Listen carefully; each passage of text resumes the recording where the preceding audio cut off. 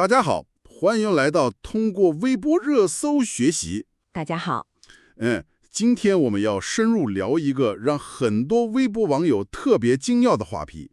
大家现在就可以拿出你的身份证看一眼，对，拿出来仔细看一看。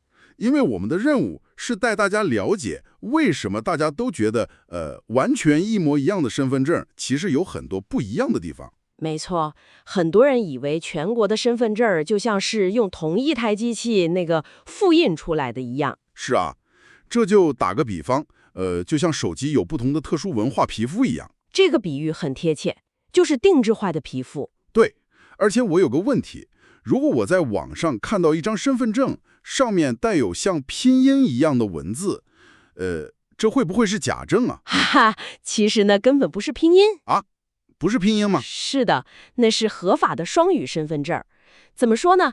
就是在少数民族住的地方，身份证上除了汉字，还会印上当地民族的文字。哇，原来是这样。对，资料里说全国一共有6种双语版本，比如内蒙古的身份证就是汉字加上蒙古文，而且是左右排版的。左右排版，这真的很少见。是的，然后刚才说的广西的壮文，因为是用像英文字母一样的符号写的，所以大家很容易看错，以为是拼音。难怪呢，我之前看到还以为是造假的。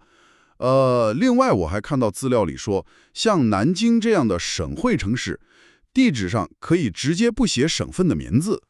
这个是真的。真的啊？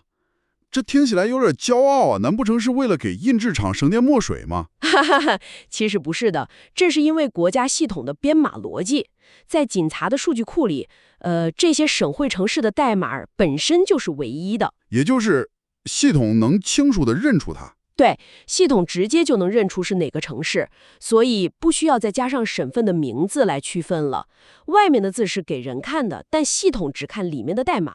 那这就有一个重要的问题了。你说？既然表面上长得都不一样，那我们跨省去住酒店或者坐高铁的时候，机器会不会读不懂壮文，或者因为找不到省份而不能用？绝对不会的，大家可以完全放心。所以肯定能用，对吧？对，虽然外面看起来有差别，但它的法律效力还有里面的智能芯片是100%全国通用的。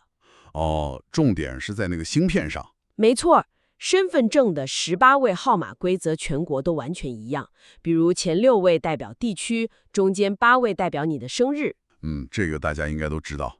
而且那个防伪技术也没有任何区别，刷卡的那一秒，系统根本不看外面的藏文或者排版。也就是说，这就像是同一个大型网络游戏，不同地区的玩家登录后看到的游戏语言是本地化的，但底层的服务器是全国互通的。哇，你这个解释太好了！真正起作用的就是里面完全统一的科技。可是，既然核心是一样的，那为了简单，为什么不全部只印汉字呢？这样成本不是更低吗？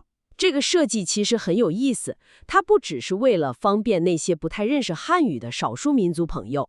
还有别的原因。更重要的是，它体现了国家对不同民族文化的尊重。尊重文化，对。这并不是什么特权，而是一个非常有温度、包容不同文化的细节设计。也就是说，在非常严格统一的系统里，特意留出了一点点个性化的空间。没错，大的方面是完全统一的，具体的细节又很有文化特色。这确实让人觉得很温婉。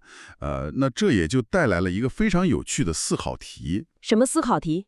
你们想啊，在未来完全数字化的电子身份证时代，如果我们连实体卡片都不需要了，那这种带有地域特色的文化皮肤还会被保留下来吗？这个问题很值得思考。会用什么样的方式保留呢？大家可以自己想一想。是的。好了，你的身份证上有什么特别的细节吗？欢迎大家在评论区留下你的发现，期待大家的留言。